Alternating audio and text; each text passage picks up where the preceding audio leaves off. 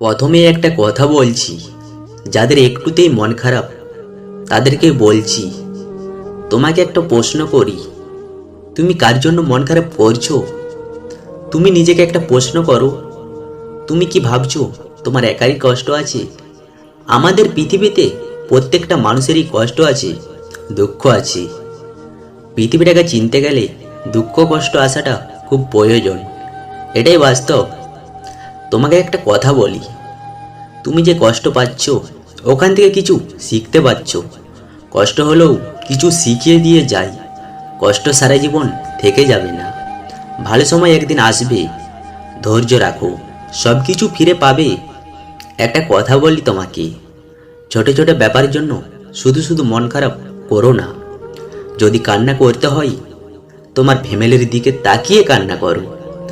কান্না করতে নয়, হাসতে শেখো। তোমাকে দেখে যেন কান্না করে সবাই। যারা তোমার সাথে খারাপ ব্যবহার করেছে তারাও যেন একদিন আফসোস করে। এমন কিছু করে দেখাও যেন তুমি আজ কান্না করেছো, একদিন তারা যেন কান্না করে তোমাকে দেখে। এখন থেকে পরিশ্রম করো। যেটা তোমার সাথে ঘটেছে সেটা তুমি এখন ভুলে যাও। নিজেকে আগে সাজাও, নতুন করে নিজে বাঁচো।